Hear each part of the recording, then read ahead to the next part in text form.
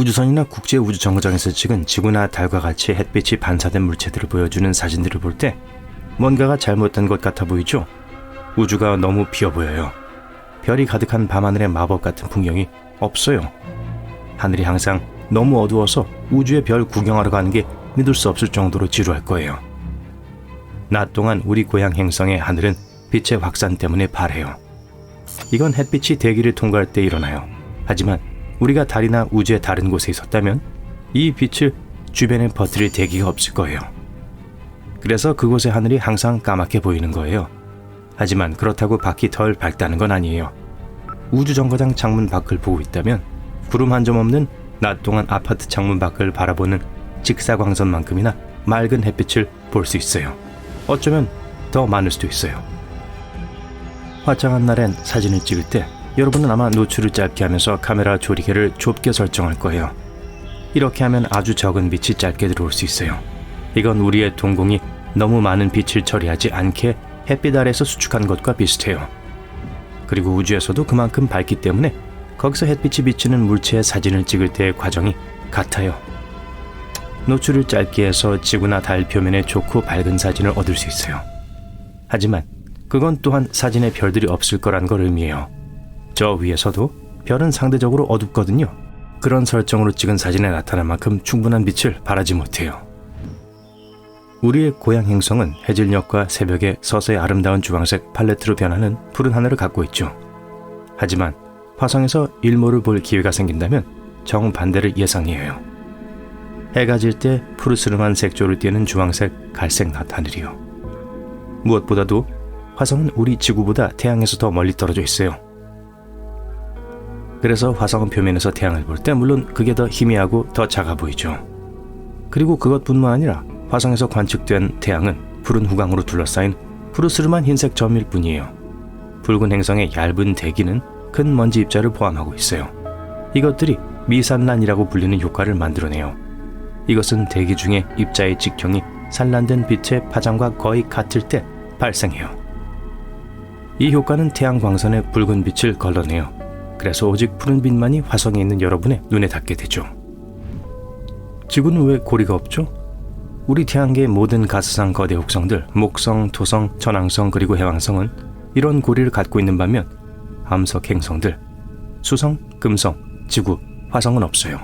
고리가 행성 주변에 어떻게 생겨나는지에 대한 두 가지 이론이 있어요.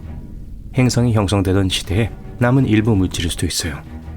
또는 다른 우주 물체와의 충돌로 파괴된 위성의 잔해이거나 모행성의 강한 중력에 의해 찢어진 걸 수도 있어요.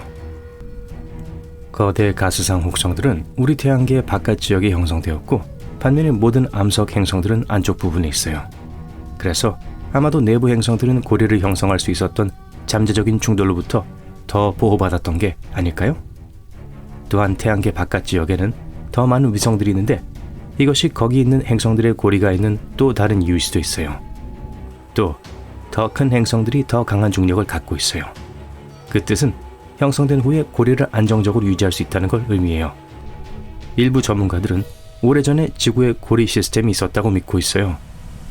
화성 극의 물체가 우리 고향 행성에 충돌할 수도 있고 그게 아마도 주변의 파편들이 밀집된 고리를 만들어냈을 거예요. 어떤 과학자들은 이 파편들이 고리가 아니라 오늘날 우리가 달이라고 알고 있는 걸 형성했다고 생각해요. 해왕성 저 너머 태양계의 가장자리에 아마 거대한 행성이 숨어 있을 거예요. 과학자들은 이 신비한 가상한 세계를 플래닛 9이라고 불렀어요. 이게 진짜로 존재한다면 아마 천왕성이나 해왕성과 비슷할 것이고 우리의 고향 행성보다 10배나 더 무거울 거예요.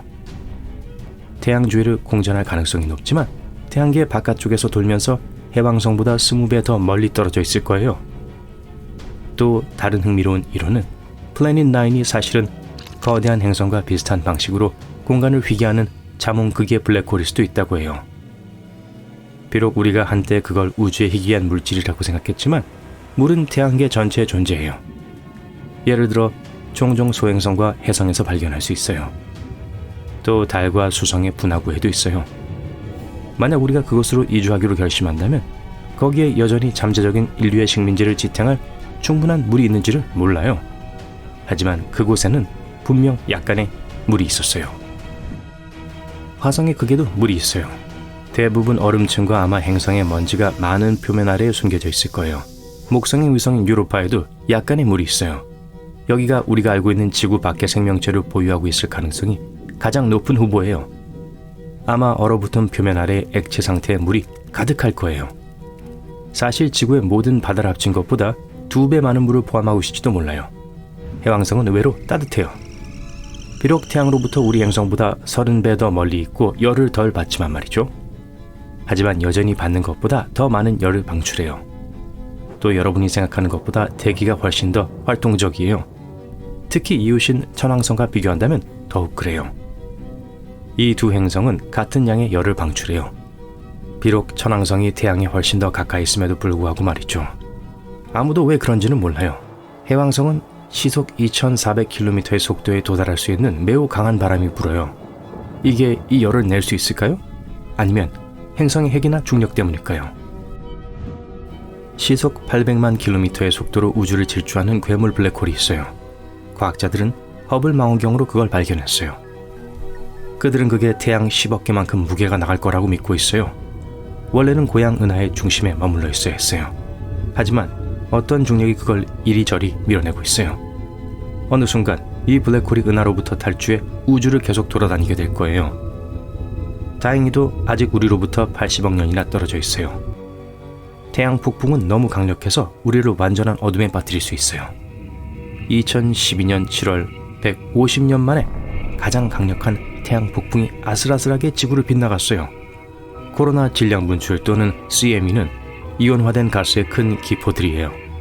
그때 우리의 궤도를 찢어버렸죠. 그게 만약 십자선 안에서 우리의 행성을 건드렸다면 우린 말 그대로 사선 안에 있었을 거예요. 컴퓨터를 손상시키고 몇 달 동안 지속될 정전을 야기했을 지구를 향해 돌진하는 태양 물질에 직면했을 거예요. 2022년 6월 25일 놀라운 태양 폭풍이 우리를 강타했어요. 한 사진작가는 심지어 캐나다 캘거리에서 새벽 하늘을 가로질러 5분 동안이나 번쩍이는 놀랍고도 밝은 오로라를 촬영할 수 있었어요. 이것들은 폭풍에 의해 야기됐죠. 뱀파이어 별은 진짜예요. 이것들은 쌍성의 일부이며 말 그대로 시스템에 있는 다른 별의 생명을 빼갈 수 있어요. 더 오랫동안 타기 위해 그렇게 해요. 이런 식으로 질량이 작은 별이 자신의 질량을 늘리기 위해 형제자매의 수소연료를 도둑질하는 거죠. 그러면 이 뱀파이어 별은 더 뜨거워져요. 게다가 색이 눈에 띄는 푸른색으로 변해요. 이렇게 해서 훨씬 더 어려 보이죠. 정말 교묘하네요. 우주의 색은 코스믹 라떼라고 불려요. 관측 가능한 우주의 가스와 먼지 구름뿐만 아니라 우리 은하와 그 안에 있는 별에서 오는 빛은 특정한 색을 갖고 있어요. 흰색에 가까운 아이보리 색조예요. 우주는 파란색을 방출하는 지역보다 녹색, 노란색, 빨간색 빛을 내는 지역이 조금 더 많기 때문에 베이지색이에요.